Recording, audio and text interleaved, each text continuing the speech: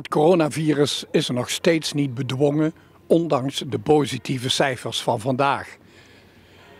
Op een van de evenementenpleinen in Valkenburg, het Dorpplein, vroegen we aan Rob Knubbe wat dat voor hem betekent en hoe hij hiermee omgaat. Ja, wat betekent corona voor mij? Voor mij betekent het hetzelfde als alle andere mensen. Dat we in een bizarre tijd leven en niet weten wanneer we hier vanaf zijn. En dat is misschien wel het allermoeilijkste. Gewoon geen perspectief hebben en niet weten waar je naartoe moet gaan werken. En dat maakt het gewoon verschrikkelijk lastig om op te anticiperen. Dus dat is heel moeilijk. En ja, je dagelijkse leven is er eigenlijk helemaal mee veranderd, neem ik aan, hè? Ja, sinds 14 maart, want dat was de datum zeg maar, dat het duidelijk was dat we een probleem hadden, is het ingrijpend veranderd. En persoonlijk, maar ook zakelijk is het natuurlijk een heel ander verhaal. Zeker in de branche waarin ik werkzaam ben. En welke branche is dat? Ja, de evenementenbranche. Boekingskantoor voor artiesten en organiseren wel eens een evenement. En dat ligt helemaal plat. We hebben echt sinds 14 maart, alle boekingen zijn eruit. We hebben sommige al 2-3 keer moeten omboeken. En dat hebben we nu ook met alle boekingen voor de vastelovend, zoals we dat zo mooi noemen, 2021. 500 plus contracten. Allemaal moeten tegenboeken en omboeken naar 2022. Dus je gooit gewoon een jaar omzet, gooi je gewoon weg. En je hebt wel werk. Is die omzet op te vangen op de een of andere manier? Kijk, als je om je heen kijkt, dan zie je koffie to go, et cetera meer. Maar je hebt niet artiesten to go of zo. Nee, we hebben inderdaad geen artiesten to go. Kijk, we hebben in het begin natuurlijk heel erg gezocht van wat kunnen we. Daar heb ik slapeloze nachten van gehad. Wat kunnen we wel binnen deze maatregelen allemaal met die 1,5 meter? Want dat is bij ons het grootste probleem. Dan ga je denken de online versies, het streamen, thuisconcerten van de artiesten. Maar het verandert per week of per 2 weken bijna hier. Dus je kunt bijna niet anticiperen. En dan heb je weer iets opstaan en dan komen er weer strengere maatregelen. En dan moet je het er weer uithalen. En op een gegeven moment gaat je dat...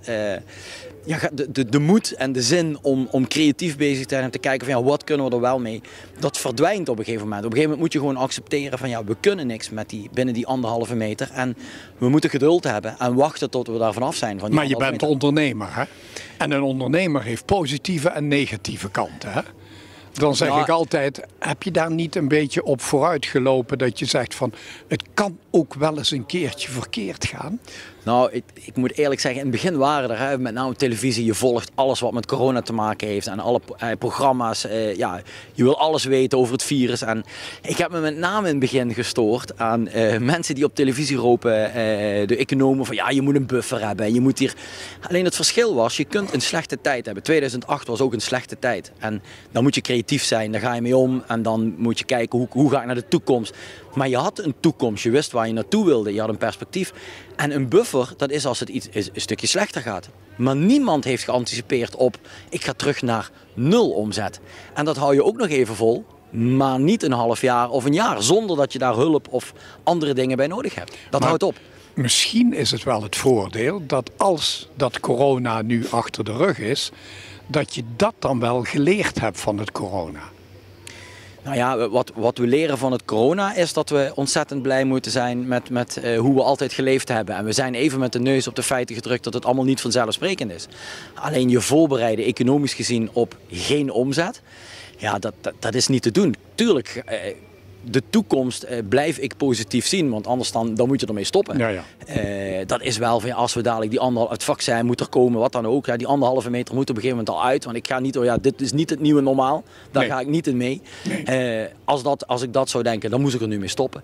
Maar ik ben ervan overtuigd dat als we dadelijk weer binnen die 1,5 meter mogen functioneren, dat de mensen zich realiseren hoe blij ze mogen zijn dat we een feestje en vrij kunnen gaan en staan waar we willen.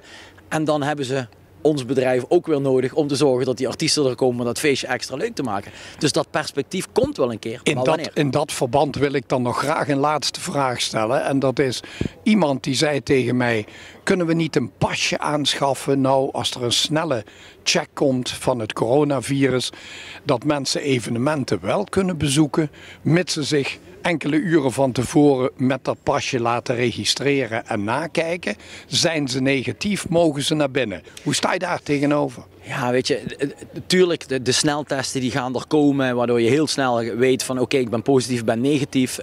Dus daar kun je in de entree kun je er ook van alles over bedenken. En het pasjesysteem. Maar we zijn hier in Nederland toch ook heel erg bezig met onze privacy. En de mensen, je merkt dat ze er nu al huiverig voor zijn. Laat staan die app downloaden van dat je op 1,5 meter van iemand bent geweest met corona. Je merkt dat daar heel veel weerstand op is. En ik ben meer ervan overtuigd dat er daar nog een vaccin moet komen. En misschien komt er dan wel een pasje van ja, ik ben gevaccineerd. Dus ja, ik mag naar binnen toe. Daar geloof ik eerder in dan. Dat kan dus. We moeten 3 uur van tevoren een sneltest en we gaan dat in de prijs meeberekenen, want dat wordt ook even snel vergeten. Ja, ik zie eerder het probleem in het wantrouwen van de mensen tegen zich niet laten vaccineren. Bang zijn van ja, we hebben dat zo snel ontwikkeld. Ik hoor er al meer. Ja, zo snel ontwikkeld, dat kan niet werken of er zitten bijwerkingen aan. Maar goed, ik heb gezegd van ja, goed, als het er is en ze hebben het getest, ik ben de eerste die in de rij staat, want ja, dit is waar we naartoe willen. We willen weer van die 1,5 meter af.